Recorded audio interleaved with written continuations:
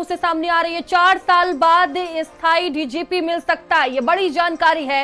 राजीव कृष्ण स्थायी डीजीपी बन सकते हैं। योगी सरकार ने यूपीएससी को पैनल भेजा है, जहां देखिए 30 साल सर्विस कर चुके अफसरों के नाम भेजे गए हैं। रेणुका मिश्रा, आलोक शर्मा, पीयूष आनंद वरिष्ठ चौथे नंबर पर है। वर्तमान डीजीपी राजीव कृष्ण और देखिए 3 अफसरों के नाम सरकार को भेजेगा यूपीएससी। इन्हीं 3 अफसरों में सरकार को डीजीपी चुनना होगा। आईपीएस आलोक शर्मा का जून 2026 में रिटायरमेंट है और देखिए ये बड़ी खबर आपको बता रहे हैं, जिसको लेकर अब प्रक्रिया भी शुरू की गई है। तो ये बड़ी खबर, 4 साल बाद स्थायी डीजीपी मिल सकता है लखनऊ को। राजीव कृष्ण स्थायी डीजीपी बन सकते हैं क्योंकि इनके नाम की चर्चा काफी तेजी से हो रही है। और देखिए योगी सरकार ने यूपीएससी को पैनल भेज दिया है। 30 साल सर्विस कर चुके अफसरों के नाम भेज दिए गए हैं। रेणुका मिश्रा, आलोक शर्मा और पीयूष आनंद वरिष्ठ हैं और चौथे नंबर पर वर्तमान डीजीपी राजीव कृष्ण का नाम सामने आ रहा है। 3 अफसरों के नाम सरकार को वापस भेजेगा यूपीएससी। इन्हीं 3 अफसरों में सरकार को डीजीपी चुनना होगा। आईपीएस आलोक शर्मा का जून 2026 में रिटायरमेंट है। तो तमाम तरह की देखिए जो प्रक्रिया है वो रहने वाली है। तो ये बड़ी जानकारी। और देखिए 4 साल बाद स्थायी डीजीपी मिलने वाला है, जिसको लेकर प्रक्रिया भी अब शुरू कर दी गई है। तो राजीव कृष्ण का नाम सबसे आगे और सबसे तेज चल रहा है। स्थायी डीजीपी बनाया जा सकता है तो 3 से 4 नाम जो है वो भेजा जाएगा सरकार की तरफ से और इन्हीं नामों में से एक जो है स्थायी डीजीपी बनाया जाएगा। तो करीब 4 साल बाद स्थायी डीजीपी मिल सकता है, जिसको लेकर प्रक्रिया भी अब शुरू हो गई है। और देखिए योगी सरकार ने यूपीएससी को पैनल भेजा है, ये जानकारी सामने आ रही है। 30 साल सर्विस कर चुके अफसरों के नाम भेजे गए हैं। तो कई नाम इसमें सामने आ रहे हैं और जल्द ही देखिए नाम भी सामने आ जाएगा।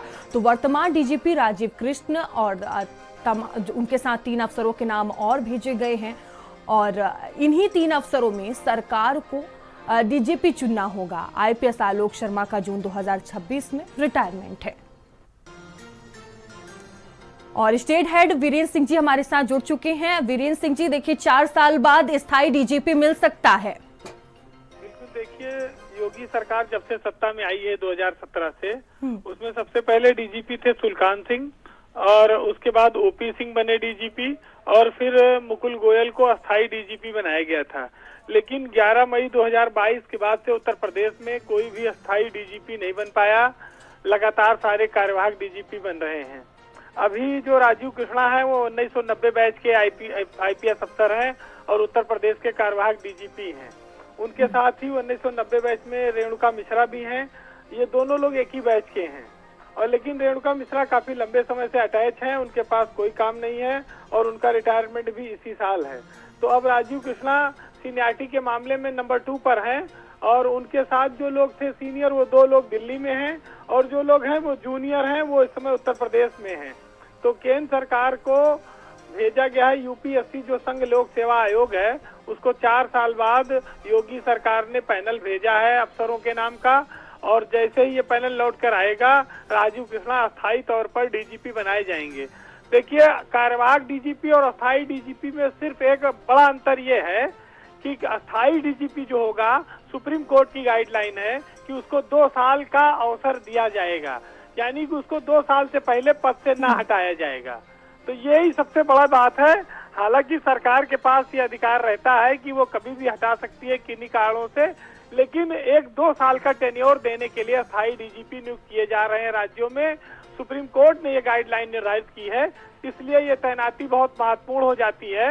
और राजीव कृष्णा लगभग 1 साल होने जा रहे हैं वो डीजीपी का काम कर रहे हैं और उत्तर प्रदेश में वो सफलतापूर्वक काम कर रहे हैं और बेदाग छवि के साथ काम कर रहे हैं। तो अगर वो डीजीपी बनते हैं तो स्वाभाविक है कि 2 साल के लिए वो अस्थायी तौर पर डीजीपी बनेंगे और यूपी में पुलिसिंग में जो योगी सरकार की इच्छा है उसके अनुरूप वो लगातार सुधार करते रहेंगे। जी वीरेंद्र जी, बहुत धन्यवाद आपका जानकारियों के लिए। तो नेशनल हेड वीरेंद्र सिंह जी हमारे साथ जुड़े हुए थे, जो जानकारियां दे रहे थे कि देखिए जल्द ही करीब 4 साल बाद नया डीजीपी मिलने वाला है, जिसको लेकर प्रक्रिया भी अब शुरू हो गई है। और चलिए